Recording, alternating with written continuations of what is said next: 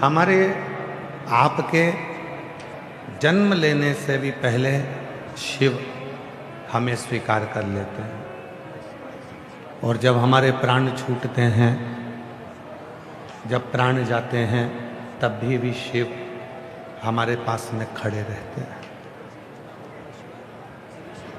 अब दुनिया के लोगों को क्या लगता है कि मेरा परिवार, मेरा कुटुंब, मेरे रिश्तेदार, मेरे नातेदार केवल यही मेरे हैं।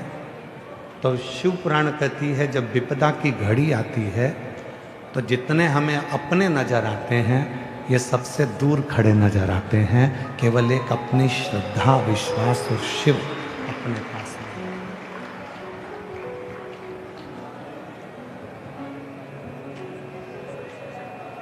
कितना सुंदर कहा है, कचेरी का गेट, हॉस्पिटल का बेड और दुख के समय पर अपना गेट, तीन चीज का स्मरण करिएगा। कचेरी का गेट, हॉस्पिटल का बेड और दुख में अपना गेट पर जो भी खड़ा मिले समझ लेना कि वही अपना है, बाकी के सब व्यर्थ है, बाकी का कोई अपना नहीं है। कोर्ट कचहरी का काम आया, सबको फोन लगाया, कोई आकर नहीं खड़ा हो।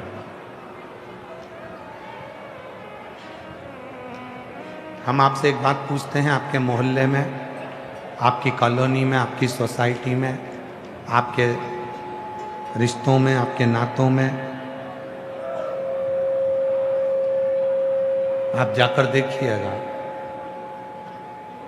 शादी हो रही है किसी की, उसकी शादी में 1000 लोगों का भोजन हुआ, उसकी शादी में 800 लोगों का भोजन हुआ, उसकी शादी में 1500-2000 लोगों का भोजन हुआ।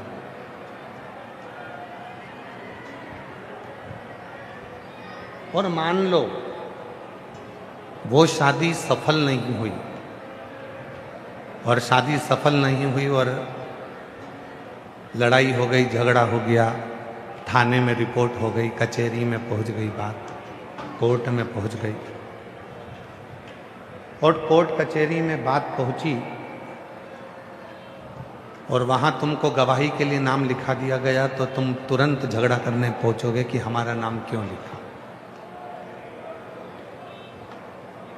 शादी में भोजन करने वाले 1000 थे, दूल्हे के घोड़े के आगे नाचने वाले 100-200 थे, रिसेप्शन में महिला संगीत में नाचने वाले 100-200-500 थे, पर जब तलाक की बात आई, दोनों का संबंध नहीं जमा, तलाक होने लगा।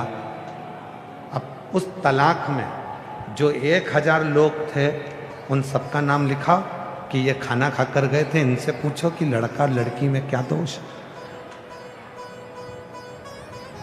500 आदमी का नाम लिखा, उनसे पूछा जाए कि ये लड़का लड़की का तलाक हो रहा है, इसमें लड़की अच्छी है कि लड़का अच्छा है। दुख में, कचेरी में कोई तुम्हारे साथ में खड़ा नहीं मिलता, हॉस्पिटल के बेड पर एक दिन लोग देखने आ जाएंगे, वो भी लोकाचार की भाषा में, दिखावे की भाषा में, पर हॉस्पिटल के बेड पर भी कोई तुम्हारे तरफ साथ खड़ा नहीं मिलता। दुख के समय पर तुम्हारे दरवाजे पर कोई खड़ा नहीं मिलता, तो फिर कैसे कह दें कि ये तुम्हारे रिश्तेदार हैं, ये तुम्हारे नातेदार हैं, ये तुम्हारे अपने हैं? कोई नहीं। फिर तो केवल एक स्मरण आता है, अंत समय प्रभु आना पड़ेगा, वचन दिया तो निभाना पड़ेगा। आएगा प्रभु कुटुंब कबीला, अंत समय प्रभु आना पड़ेगा, वचन दिया तो निभाना पड़ेगा। फिर एक बात स्मरण में आती है कि अंत समय में फिर वही शिव एक हमारा है। मेरी जीजियों, मेरे जीजाओं, मेरी बेटियों, मेरे बेटाओं, मेरे बुजुर्ग माता पिता, स्मरण करिएगा, जब तुम्हारी जिंदगी में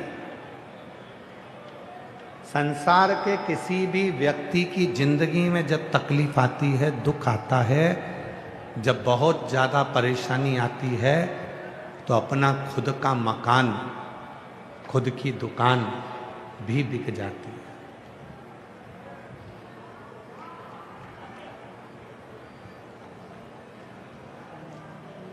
जब जिंदगी में दुख आता है, जब जिंदगी में तकलीफ आती है, जब जिंदगी में कष्ट आता है,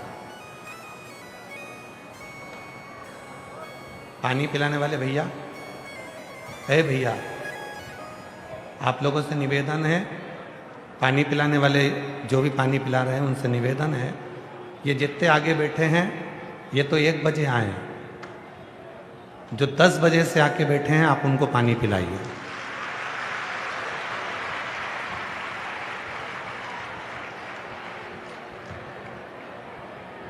ये सब 1 बजे आए हैं जो आगे आगे बैठे हैं। जो 10 बजे से आए हैं, अगर पानी पिलाने का इतना है तो आप वहां जाकर पिलाइए जो 10 बजे से धूप में जगह संभाल संभाल कर बैठे।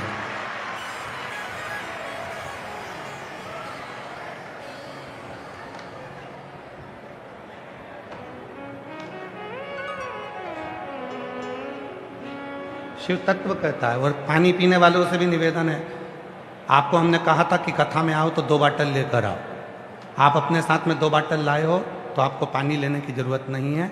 जो घर से चले हैं, 200 किलोमीटर दूर से आए हैं, बस में चढ़कर, ट्रेन में चढ़कर, जिनके पास नहीं है, पानी की ज़रूरत उनको है, उनको दिया जाए, उनको जरूरत।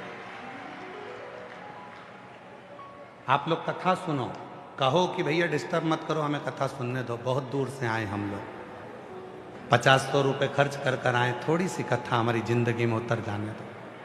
3 दिन बचे हैं कथा के, आज 5वां दिन हो जाएगा, कल कथा की शिवरात्रि हो जाएगी, परसों सुबह 8 बजे कथा होकर सब अपने अपने घर चले जाएंगे। उस कथा को ग्रहण करें। विपदा की घड़ी आती है,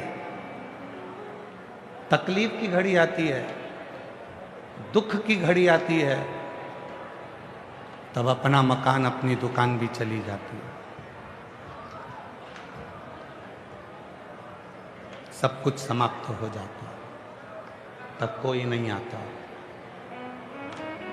आपका कोई रिश्तेदार ऐसा नहीं होगा कि आपके ऊपर 10 लाख का कर्जा हो गया, उसमें से 5 लाख रुपए कोई रिश्तेदार तुमको दे दे। बोलो देगा क्या?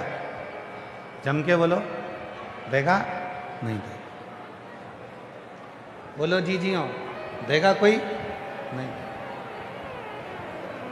दुख है, तकलीफ है, कष्ट है, परेशानी है।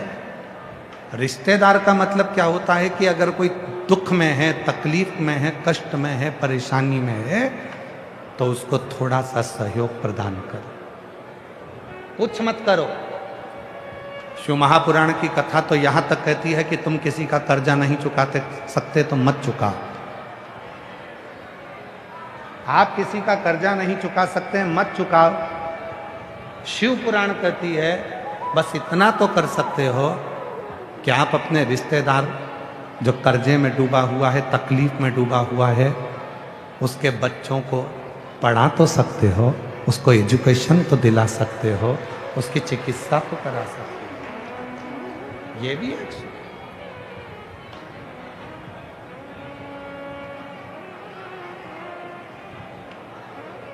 और मैंने तेरे ही भरोसे बाबा, तेरे ही भरोसे।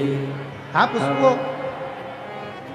धन मत दीजिए, आप उसको पैसा मत दीजिए, आप मत चुकाओ उसका कर्जा, पर इतना करो, आप किसी मंदिर में भी 1 रुपया दान मत करो, आप किसी महाराज को भी मत दो, आप किसी मठ को भी मत दो, आप तो किसी को मत दो, पर एक काम करो, अपने रिश्तेदार को देखो, अगर वो बहुत ज़्यादा परिस्थिति से डाउन है, परिस्थिति से बेकार है, तो उसके बच्चों को पढ़ाने में अपना पैसा खर्च करो, उसको पढ़ाने में अपना पैसा खर्च करो। अपने मोहल्ले में देखो, अपनी कॉलोनी में देखो, अपनी सोसाइटी में देखो, अगर कोई बहुत ज़्यादा बीमार है, उसके पास में दवाई का भी पैसा नहीं है, तो उसके लिए खर्च करना प्रारंभ करो, मत दो आप किसी।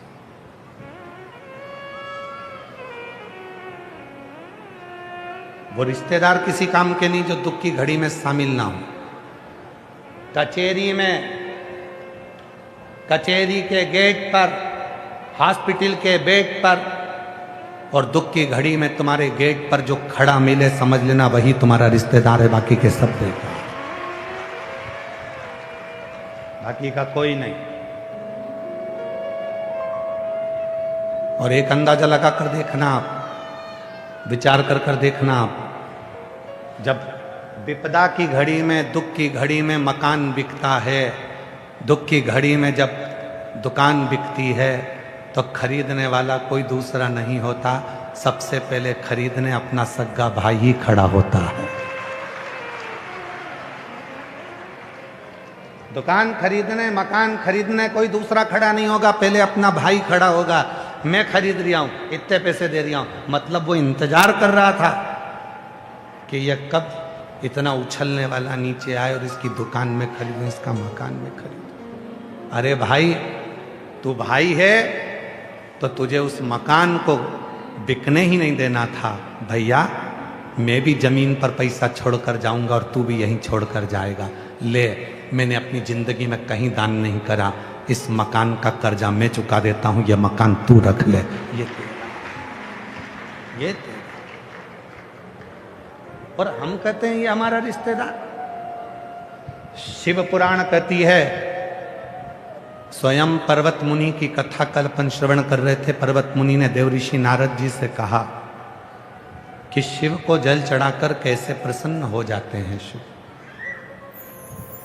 भगवान शंकर को जब जल चढ़ाया जाता है, भगवान शिव को जब जल दिया जाता है, जल चढ़ाया जाता है, तो शिव कैसे प्रसन्न हो जाता है, शिव की प्रसन्नता का केंद्र बन जाता है, शिव प्रसन्न हो जाता है। पर्वत मुनि का संवाद, देवऋषि नारद की साक्षी कल कथा का स्मरण कर रहे थे कि पर्वत मुनि को 3000 वर्ष तक भगवान शंकर का दर्शन नहीं हुआ, और पर्वत मुनि ने आखिरी में तुमरुका जी के पास नारद जी के साथ गए और तुमरुका जी से पूछा कि शिव का दर्शन कैसे होगा, शिव का दर्शन, भगवान शंकर का दर्शन कैसे होगा, मुझे शिव का दर्शन कर।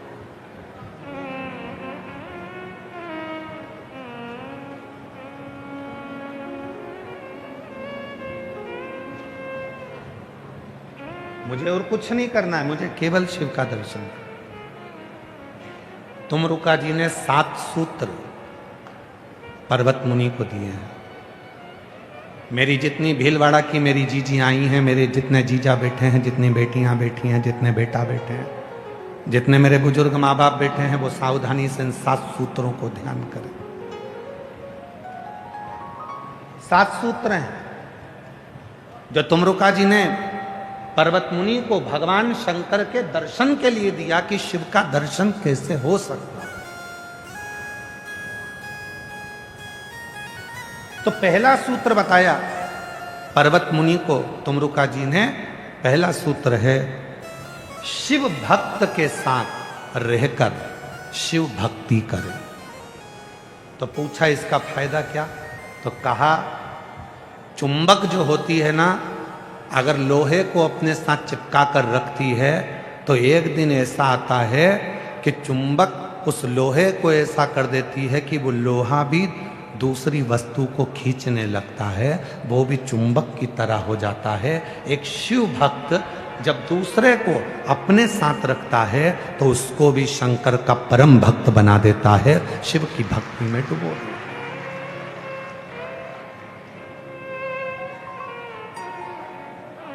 पर भक्त बनना, शिव महापुराण की कथा कहती है भक्त बनना पर भगवान मत बनना। आज के जमाने में एक होड़ लगी हुई है, थोड़ा सा तप कर लो, थोड़ा सा भजन कर लो और लोग अपने भगवान की तरह पूछने लगे। भगवान मत बनना, याद रखना भक्त बनना। भक्त बने रहोगे तो भगवान का भजन होता रहेगा। भक्त बने रहोगे तो भगवान पे एक लोटा जल चढ़ाते रहोगे। भक्त बने रहोगे तो भगवान का मंत्र जाप करते रहोगे। भक्त बने रहोगे तो भगवान को भजते रहोगे।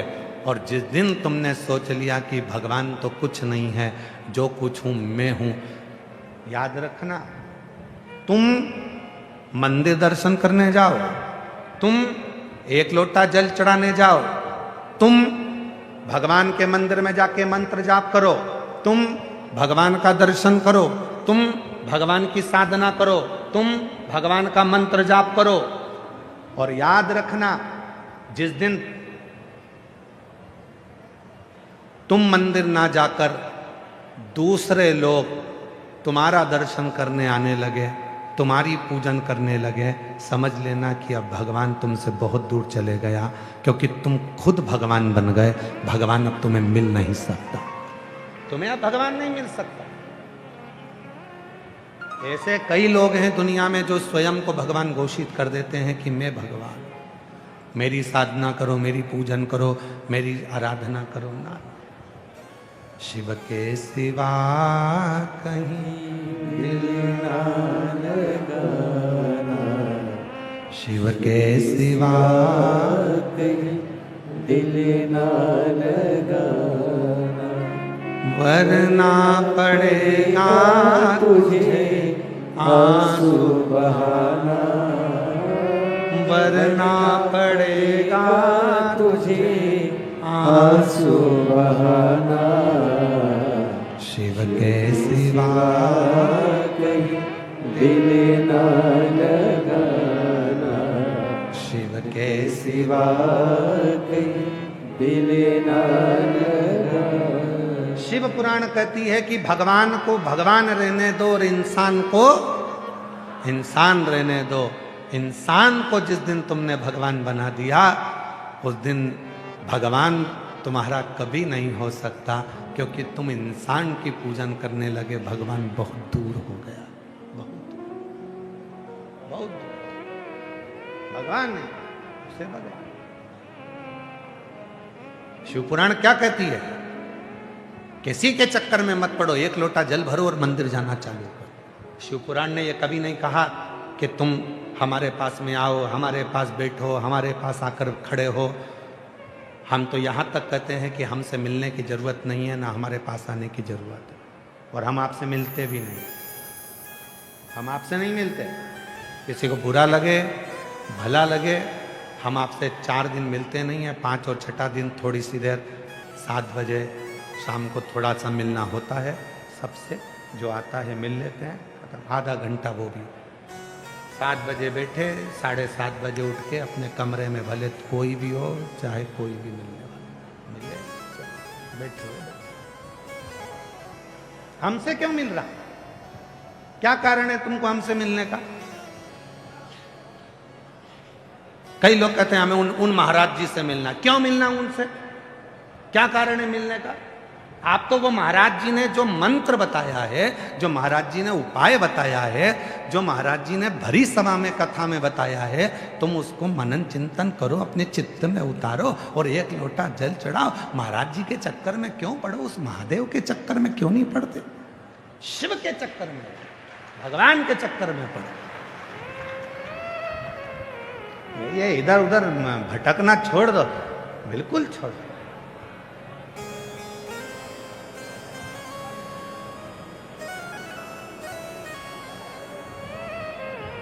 कल जब हम यहां से गए, गाड़ी खड़ी करी, इतने में एक बहन जी ने प्रश्न किया, बाहेती जी के यहाँ जहाँ हम रुके हैं वहाँ पर एक बेटी ने, एक बहन जी ने प्रश्न किया, गुरुजी मेरा मन कभी तो राम जी में लग जाता है, मेरा मन कभी कृष्ण जी में लग जाता है, मेरा मन कभी शंकर जी में लग जाता है, तो मैं मन को किस में लगाऊं? अब हम कहना तो बहुत कुछ चाह रहे थे, परंतु हमने कहा कुछ नहीं। हमने कहा इसका उत्तर हम कल देंगे। मेरा मन कभी राम जी में लग जाता है, कभी कृष्ण में लग जाता है, कभी हनुमान जी में लग जाता है, कभी शंकर जी में लग जाता है। इस मन को मैं किस में लगाऊं? तो हमारा निवेदन है, अभी भी तुम सब्जी मंडी में खड़े हो, अभी भी तुम कपड़े की दुकान में खड़े हो, ये वाली साड़ी लूं कि ये वाली लूं, भिंडी लूं कि गिलकी लूं, लौकी लूं कि कद्दू लूं, टमाटर लूं कि हरा धना लूं, अभी भी तुम सब्जी मंडी में ही खड़े हो, अभी भी तुम कपड़े की दुकान पर ही खड़े हो, अभी भी तुम्हारी बुद्धि में यही चल रहा है, राम को भजूं, कृष्ण को भजूं, शिव को भजूं कि हनुमान को भजूं। और शिव महापुराण की कथा कहती है, शंकर जी के शिवलिंग पर जब जल चढ़ाया जाता है, उसके ऊपर 3 पांव लगे होते हैं, उसके ऊपर एक लोटा रखा होता है, उसमें से एक एक बूंद पानी नीचे गिरता है। जलाधारी में से 3 टेकी पर एक मटका रखा है, उसमें से एक एक बूंद पानी गिर रहा है। वो 3 टेकी क्या है? ब्रह्मा, विष्णु और महेश। एक एक बूंद पानी गिर रहा है, वो बता रहा है कि हम तीनों एक हैं। जिस दिन तेरे मन में ये सब एक दिखने लगे, समझ लेना कि तेरा मन श्रेष्ठ है। सब्जी मंडी में मत खड़े रहो, मैं राम को मन लगाऊं, कृष्ण को मन लगाऊं, शंकर को मन लगाऊं, हनुमान जी को मन लगाऊं। हमारा इतना सा कहना है, सब्जी मंडी से बाहर निकलो, घर से सोच कर जाओ कि मुझे केवल भिंडी खरीद के लाना है, तो सामने भिंडी ही दिखेगी। तुमने सोच लिया मुझे टमाटर लाना है, तो वो टमाटर ही लाएगा। जैसे तुम अपने बच्चों से कहती हो, जा रे छोरा जा, टमाटर खरीद के लेकर आ। छोरा जाएगा, टमाटर लेकर आएगा। ना छोरा भिंडी लाएगा, ना छोरा मिर्ची लाएगा, ना हरा धना लाएगा, ना कुछ लाएगा। लाएगा तो केवल टमाटर लाएगा। छोरे से कहा, जा रे छोरा, जाके बिस्कुट का पैकेट लेकर आ। छोरा बिस्कुट का पैकेट पूछ के जाएगा, मम्मी मीठा लाऊं कि नमकीन लाऊं? वो मीठा ही लेकर आएगा जो माँ ने कहा है। बस जैसे बच्चों को सिखाया जाता है कि बस यही लेकर आना है, उसी तरह तुम भी अपने विवेक में बिठा लो। चाहे राम कहो, चाहे कृष्ण कहो, चाहे शिव कहो, चाहे हनुमान कहो, सब एक नजर आने लगे तो समझ लेना कि शिव तुम्हारे भीतर समा गया। भेद नहीं है तुम में। भेद किसकी दृष्टि में होता है? जिसकी बुद्धि भेदित होती है। राम अलग दिख रहा है, कृष्ण अलग दिख रहा है, शिव अलग दिख रहा है, हनुमान जी अलग दिख रहा है। यहाँ शिव पुराण कहती है, तुझ में रब दिखता है यारा, मैं क्या करूं? सब में एक दिखता है, मैं करूं तो करूं क्या? सब में ही तो वही दिख रहा, कोई दूसरा नजर भी तो नहीं आता।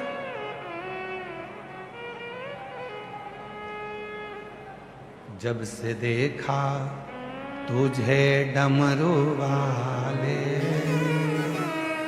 जब से देखा तुझे डमरू वाले, दिल हमारा ठिकाने नहीं है। जब से देखा तुझे डमरू वाले, दिल हमारा ठिकाने नहीं है। उस चित्त में वही समा रहा है। हम राम जी का दर्शन करते हैं तो भी सामने नजर आता है कि ये वही भगवान श्री राम है जिन्होंने 14 वर्ष तक जिस जगह पर रुकते थे वहाँ शंकर जी की शिवलिंग बनाकर पूजन करते थे। ये वही राम है जिन्होंने रामेश्वर धाम की स्थापना करी। ये वही राम है जिनके दिल में शिव बसते हैं। हम भगवान कृष्ण का दर्शन करें तो हमारे भीतर ये भाव आए, ये वही कृष्ण हैं जिनके लिए भगवान कृष्ण ब्रज की भूमि में गोपी बनकर आए थे। ये वही कृष्ण हैं जिन्होंने 16,108 रानियों के गर्भ से जब बच्चे नहीं हुए तो गर्गाचार्य बाबा के कहने पर उन्होंने गर्गाचार्य बाबा के कहने पर उन्होंने शिव जी की आराधना करी और उनके घर में संतान ने जन्म लिया। कृष्ण में भी शिव दिखे, राम में भी शिव दिखे, शिव में भी राम दिखे, हनुमान में भी शिव दिखे, शिव में हनुमान दिखे, तो समझो कि हमारा एक मन, एक चित्त, एक वृत्ति हो गई। हम आपको ये मना नहीं करेंगे कि आप राम ना भजें, हम ये नहीं कहते कि आप कृष्णा ना भजें, सब भजो, पर सब में एक नजर आए, सब में चित्त ना लगे। देखो सबको,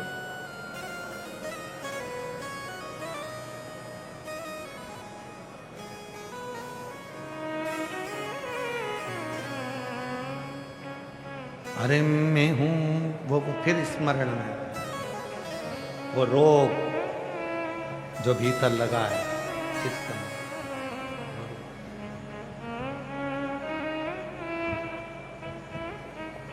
अरे मैं हूं शिव रोगी, मेरी दवा तो कराओ, जाओ जाओ जाओ काशी वाले को बुलाओ, मैं हूं शिव, मेरी दवा तो कराओ, जाओ जाओ जाओ डमरू वाले को बुलाओ, मैं हूं शिव। मुझे एक रोग लग गया है, उसमें मुझे शिव नजर आता है कुछ। अरे मेवाड़ के रहने वाले हो, मीराबाई तो जहर के प्याले में भी शाम को देखती थी, सांप के पिटारे में भी शाम को देखती थी, शेर में भी शाम को देखती थी, सुबह और रात में भी शाम को देखती थी। तुम उस मेवाड़ के हो, तुम साधारण मेवाड़ के नहीं हो। इस मेवाड़ ने ऐसे ऐसे भक्तों को और संतों को जन्म दिया है जिन संतों का नाम आज भी दुनिया में लिया जाता है। ऐसे ऐसे संत इस मेवाड़ ने दिया है, ऐसे ऐसे।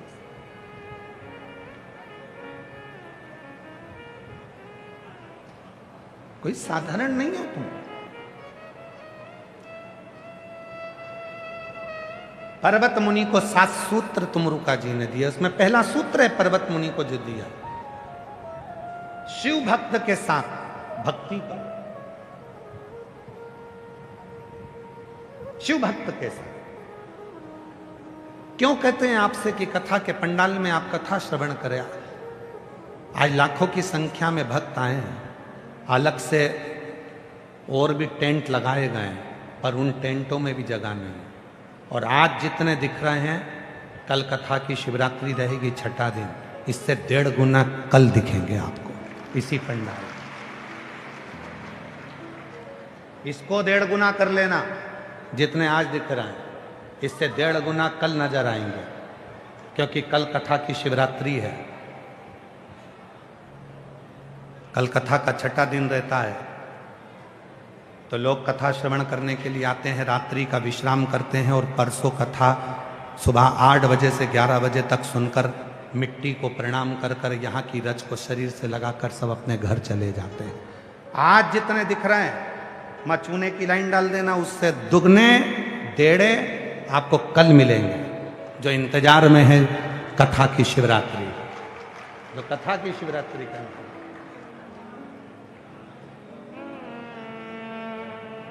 भक्ति विश्वास। क्यों ये कथा के पंडाल में लोग आते हैं, क्यों आते हैं, किस लिए आते हैं, क्यों आते हैं? हम इनके बीच में बैठकर जब भगवान का भजन करेंगे,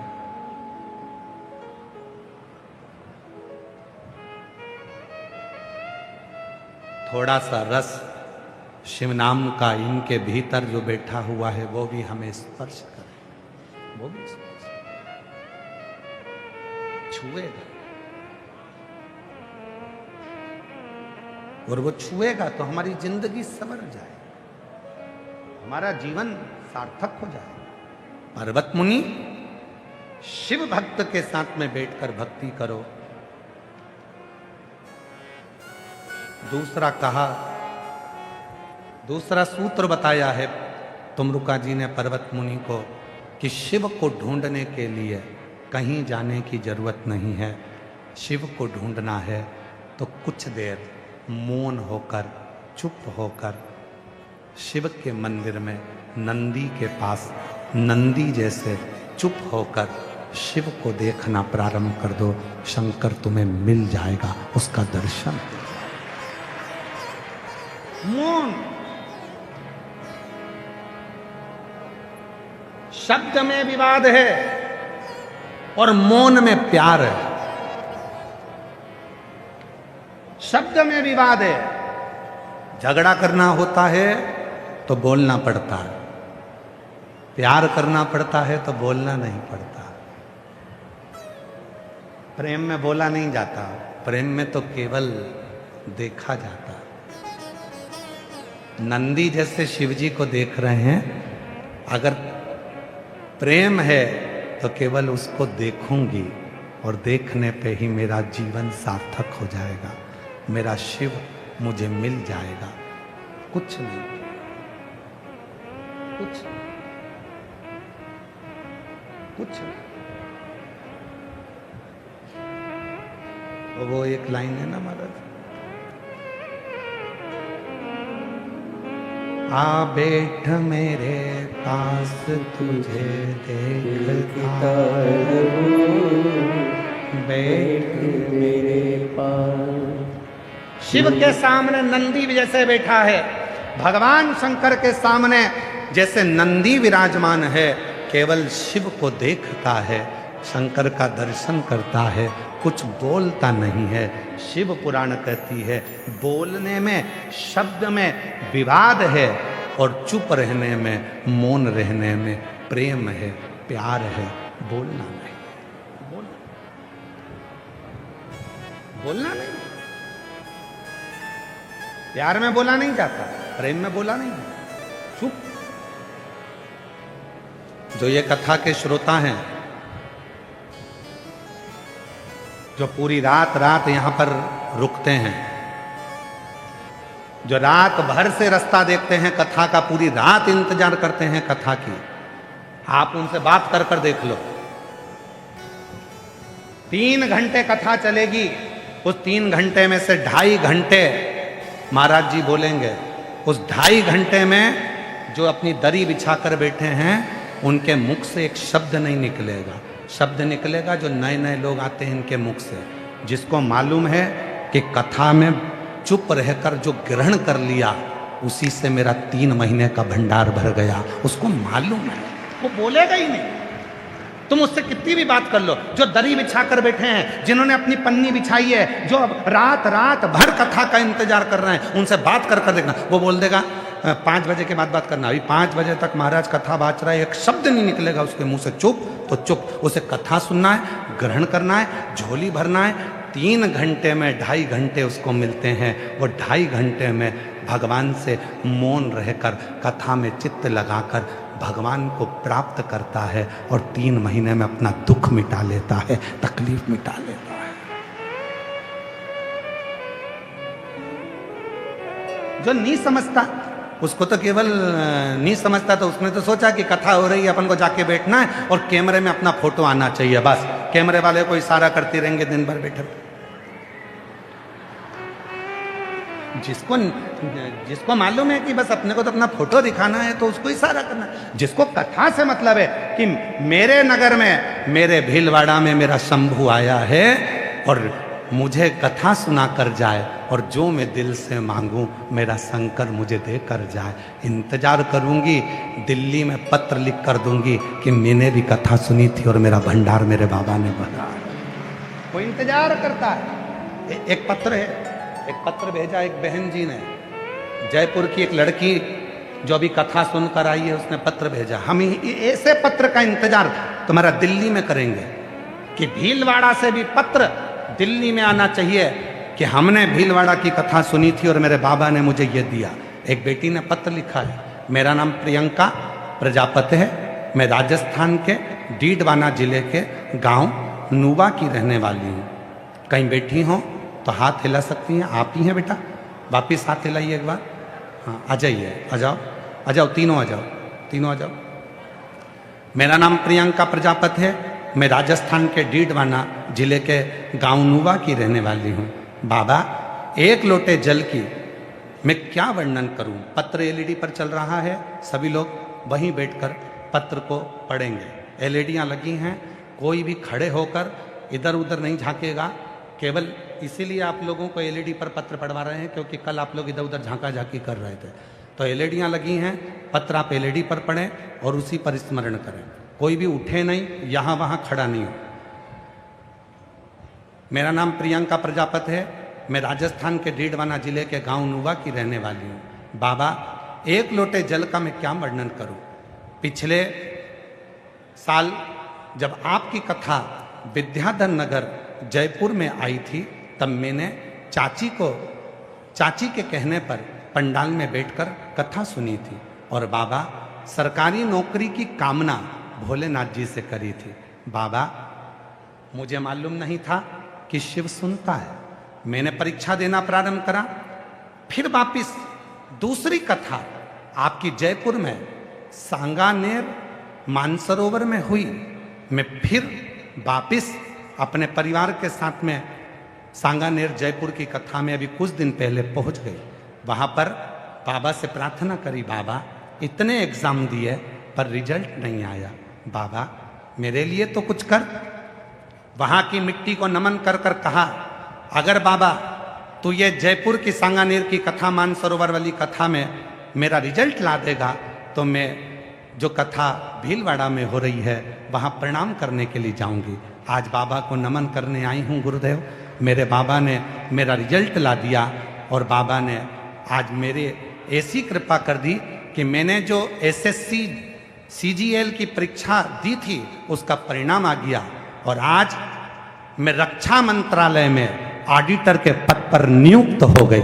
मैं बाबा को प्रणाम करने के लिए आज रक्षा मंत्रालय में मेरा सबसे बड़ा पद मुझे बाबा ने दे दिया। गुरुदेव, उम्मीद नहीं थी जो मेरे बाबा ने दिया। गुरुजी, अभी तो मेरे बाबा की कृपा से केवल आपकी परीक्षा लेने के लिए मैं जयपुर की कथा में गई थी। क्या कोई 20 साल में सरकारी नौकरी में लग सकता है? केवल मैंने अपनी चाची से आपकी परीक्षा की बात करी थी। मैं आपसे क्षमा मांगती हूं कि मैंने आपकी परीक्षा ली, पर आपका पंडाल परीक्षा के लिए नहीं है, रिजल्ट के लिए है। गुरुदेव, आज मैं 20 साल की उम्र में रक्षा मंत्रालय में ऑडिटर के पद पर नियुक्त हो गई। मैं बाबा को प्रणाम करने के लिए रक्षा मंत्री। गुरुजी, हमारा मकान नहीं था, बाबा की कृपा से शिव ने ऐसी कृपा करी, हमारा मकान भी बाबा ने बना दिया, जिसका मैं फोटो लगा रही हूँ। फोटो देख सकते हो, 2 मंजिल का मकान मेरे शिव ने मेरा बना दिया। एक लाइन अच्छी लिखी है, आप भी उस लाइन को गुनगुनाएंगे। पढ़ो जरा एलईडी पर सब। तेरे दरबार की बाबा निराली शान देखी है, तुझे देते नहीं देखा पर झोली भरी देखी है। मुख दुनिया मोड़ेगी बाबा तू मुख मेरी लगी परी दीनू बाबा तू आए हो कथा में।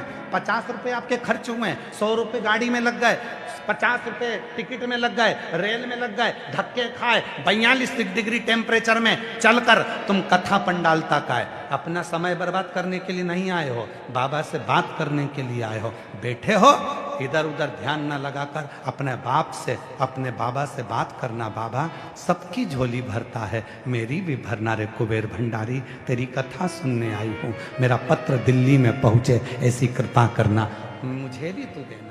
इस बेटी ने वही कहा, उसने अपने पत्र में लिखा, मैंने सांगानेर की कथा में, मानसरोवर की कथा में, वहां मिट्टी को हाथ में लेकर कह दिया कि अब तुझे रिजल्ट देना पड़ेगा और मैं भीलवाड़ा में पत्र लिखूं, ऐसी कृपा करना। और मेरा पत्र भीलवाड़ा में आ गया। ये विश्वास कितना प्रबल है आप। कितना प्रबल आए हो, उसकी कथा, उसको ढूंढने नहीं जाना है, बिल्कुल मत जाओ उसको ढूंढने के लिए। लोग कहते हैं हम भगवान को ढूंढने के लिए केदार जा रहे हैं, हम ढूंढने के लिए अमरनाथ जा रहे हैं, हम ढूंढने के लिए भगवान को काशी जा रहे हैं, हम ढूंढने के लिए उज्जैनी जा रहे हैं। बिल्कुल मत जाओ आप भगवान को ढूंढने। आप जहां बैठकर उसको भजोगे, मेरा शंकर वहीं आकर तुम्हें दर्शन देगा और तुम्हारे कार्य सिद्ध करेगा।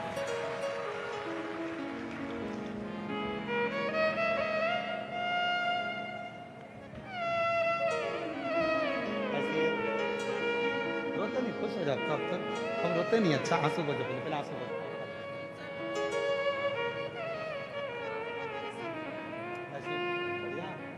ये बेटी का सिलेक्शन हुआ है रक्षा मंत्रालय में ऑडिटर के पत्ते। एक बार जोरदार ताली बजाओ, साधु का। तेरे दरबार की बाबा मेरा निशान देखी है, तुझे देते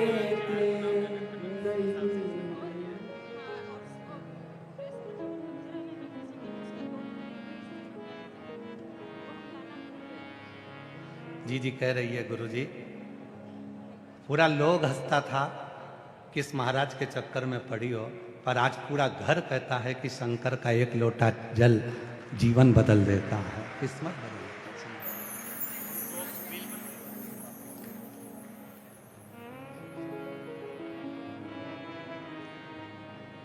मांगा है भोलेनाथ से वरदान, मांगा है भोलेनाथ से वरदान, तेरी कृपा बनी रहे जब तक है जिंदगी, तेरी कृपा बनी रहे जब तक है जिंदगी।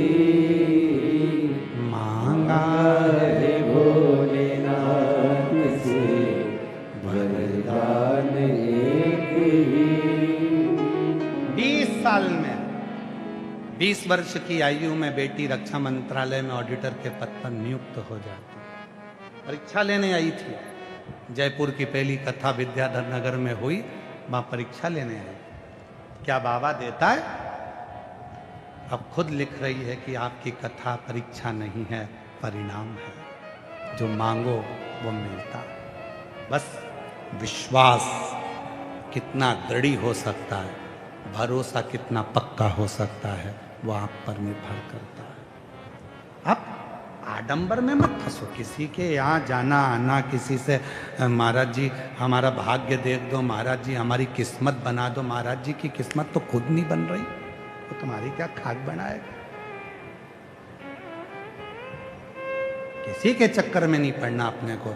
एक लोटा जल चढ़ाओ, शंकर जी के मंदिर में झाड़ू पोछा करो, शिव जी को स्नान कराओ, उसका चढ़ा हुआ जल आचमन करो, अपने ऊपर प्रोक्षण करो। ज़्यादा तकलीफ है, बीमार हो तो बेलपत्री का थोड़ा सा टुकड़ा खा लो, उससे प्रार्थना। डॉक्टर को दिखाओ, बीमारी है, डॉक्टर बोले जांच कराओ तो जांच कराओ, वो बोले ऐसा करो वैसा, जैसा जैसा डॉक्टर बोले वैसा करो, और साथ में कुंदकेश्वर का नाम लेकर औषधि खाओ। स्वीकार है, स्वीकार करेगा। दूसरा सूत्र कहा, पर्वत मुनि को तुमरुका जी दूसरा सूत्र बताए, शिव को ढूंढने मत जाओ, शिव को अपने भीतर ढूंढो। अपने तुम अपने भीतर शंकर भगवान को ढूंढो, अपने।